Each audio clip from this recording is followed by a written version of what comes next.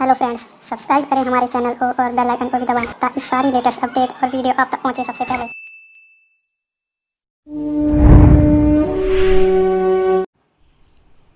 ज्ञान की शक्ति चैनल में अर्थशास्त्र की कक्षा में आपका स्वागत है। आज हम अर्थशास्त्र के अंतर्गत डिस्कस करेंगे कि भारतीय अर्थव्यवस्था में कृषि का क्या महत्व है। तो देखिए, विकासशील अर्थव्यवस्थाएं मूलतः प्राथमिक अर्थव्यवस्थाएं नहीं हैं। आयोजन के 56 वर्ष पश्चात भारत आज भी एक कृषि प्रधान अर्थव्यवस्था ही है। कृषि हमारी अर्थव्यवस्था की रीढ़ है। महात्मा गांधी के अनुसार कृषि भारत की आत्मा है। योजना आयोग भी आयोजन की सफलता के लिए कृषि को सर्वाधिक महत्वपूर्ण मानता है। भारत में करोड़ों लोगों को भोजन और आजीविका कृषि से ही प्राप्त होती है। कृषि पर ही देश के उद्योग धंधे, व्यापार, व्यवसाय, यातायात एवं संचार के साधन निर्भर हैं। तो भारतीय अर्थव्यवस्था में कृषि का क्या महत्व है, इसको हम देखेंगे।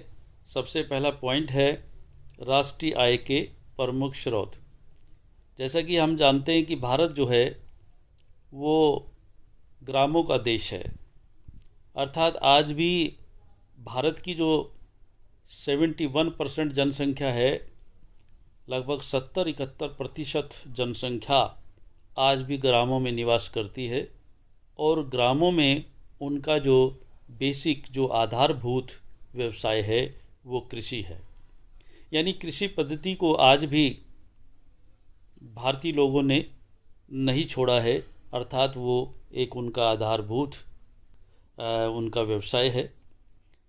तो राष्ट्रीय आय के प्रमुख स्रोत हैं, अर्थात राष्ट्रीय आय में जो योगदान है वो कृषि का बहुत ज़्यादा रहता है। जो कृषि में उत्पादकता होती है उसको हम बाहर भेजते हैं, उसका योगदान ज़्यादा है। भारत की राष्ट्रीय आय का सर्वाधिक अंश कृषि एवं संबद्ध व्यवसायों से ही प्राप्त होता है। संबद्ध व्यवसाय वे हो गए जो कृषि के आधार पर चलते हैं, अर्थात कच्चा माल उन्हें कृषि से ही, एग्रीकल्चर से मिलता है। 2010-11 में लगभग 14.5% राष्ट्रीय आय कृषि से प्राप्त हुई थी। 1968-69 में 44.4% राष्ट्रीय आय प्राप्त हुई थी। 1955-56 में तो 54% था। तो इसलिए स्पष्ट है कि राष्ट्रीय आय का एक बड़ा भाग कृषि से प्राप्त होता है। यद्यपि विकास के साथ साथ राष्ट्रीय आय में कृषि का योगदान निरंतर कम होता जा रहा है। यानी अब और भी ज़्यादा जो उद्योग धंधे हैं, जो दूसरे सोर्सेज हैं, उनका भी बहुत ज़्यादा प्रयोग हो रहा है। नंबर 2, आजीविका का प्रमुख स्रोत है। भारत में कृषि आजीविका का प्रमुख स्रोत है। श्री VKRV राव के अनुसार 1991 ईस्वी में संपूर्ण जनसंख्या का लगभग 66.3% भाग कृषि एवं संबद्ध व्यवसायों से अपनी आजीविका प्राप्त करता था, जबकि ब्रिटेन, अमेरिका, कनाडा आदि देशों में कृषि एवं संबद्ध व्यवसायों पर निर्भर रहने वाली जनसंख्या का अंश 20% से भी कम है। देश की कुल जनसंख्या का 77.3% भाग गाँव में रहता है और गाँव में मुख्य व्यवसाय कृषि है। तीसरा पॉइंट है सर्वाधिक भूमि का उपयोग।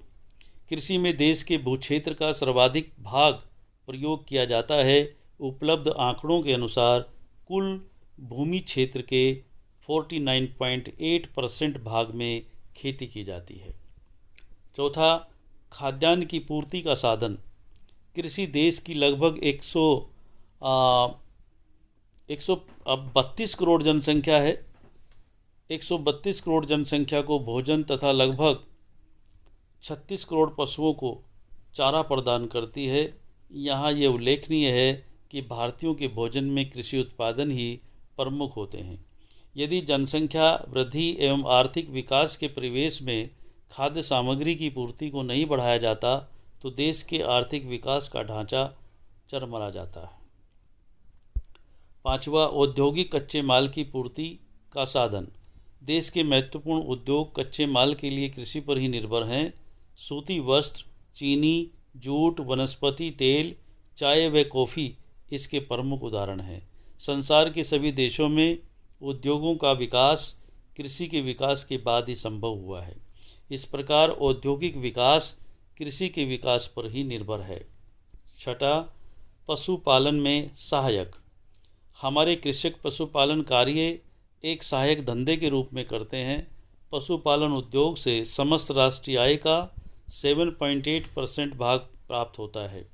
कृषि तथा पशुपालन उद्योग एक दूसरे के पूरक तथा सहायक व्यवसाय हैं। कृषि पशुओं को चारा प्रदान करती है और पशु कृषि को बहुमूल्य खाद्य प्रदान करते हैं, जिससे कृषि उत्पादन में वृद्धि होती है। सातवां पॉइंट है, हमारे निर्यात व्यापार का मुख्य आधार है कृषि। देश के निर्यात का अधिकांश भाग कृषि से ही प्राप्त होता है। अप्रैल 2013-14 में प्रमुख वस्तुओं के निर्यात में बागान उत्पाद, कृषि एवं सहायक उत्पाद में 34% की वृद्धि दर्ज की गई है। कृषि उत्पादों में चाय, जूट, लाख, शक्कर, ऊन, रुई, मसाले, तिलहन आदि प्रमुख हैं। आठवां है, केंद्र तथा राज्य सरकारों की आय का साधन।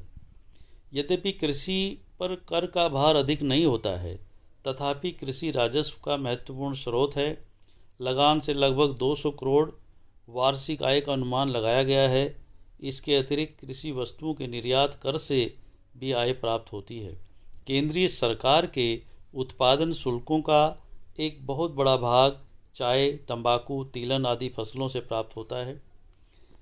ये मैं बता देना चाहता हूँ कि हमारा देश पूरे विश्व की सबसे अधिक चाय पैदा करता है, यानी देश का प्रथम स्थान है। 40% चाय अकेला इंडिया पूरे वर्ल्ड की पैदा करता है और दूसरा नंबर श्रीलंका का है, जो कि 23% चाय पैदा करता है पूरे वर्ल्ड की, यानी वो दूसरे नंबर पर है। 9वां पॉइंट है, आंतरिक व्यापार का आधार। भारत में खाद्य पदार्थों पर राष्ट्रीय आय का अधिकांश भाग व्यय होता है। अनुमान है कि शहरी क्षेत्रों में आय का 60.2% तथा ग्रामीण क्षेत्रों में आय का 69.07% भोजन पर व्यय किया जाता है। तो ये बात साफ है कि आंतरिक व्यापार प्रमुख रूप से कृषि पर ही आधारित है और कृषि क्षेत्र में होने वाले प्रत्येक परिवर्तन का प्रभाव आंतरिक व्यापार पर पड़ता है। थोक तथा खुदरा व्यापार के अतिरिक्त बैंकिंग तथा बीमा व्यवसाय में भी कृषि से अत्यधिक प्रभावित होते हैं। 10वां पॉइंट है, यातायात के साधनों की दृष्टि से महत्वपूर्ण। कृषि उत्पादन यातायात के साधनों को पर्याप्त मात्रा में प्रभावित करता है। जिस वर्ष कृषि उत्पादन कम होता है, रेल व सड़क परिवहन आदि सभी साधनों की आय घट जाती है। इसके विपरीत अच्छी फसल वाले वर्ष में इन साधनों की आय में पर्याप्त वृद्धि हो जाती है।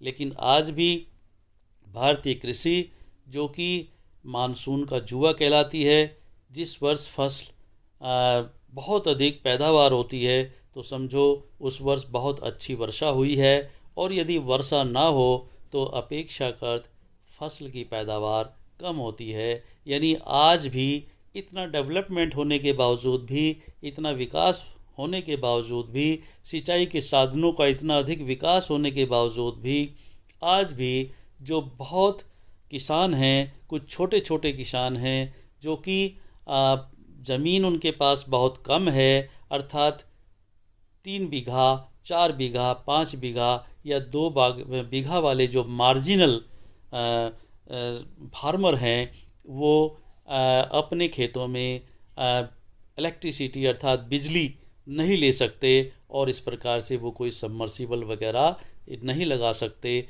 जिससे सिंचाई के साधनों का उनके पास अभाव है और वो इसीलिए बड़े किसानों पर निर्भर रहते हैं। बड़े किसान जब अपनी उनकी आवश्यकताएं पूरी हो जाती हैं तब उनको पानी देते हैं।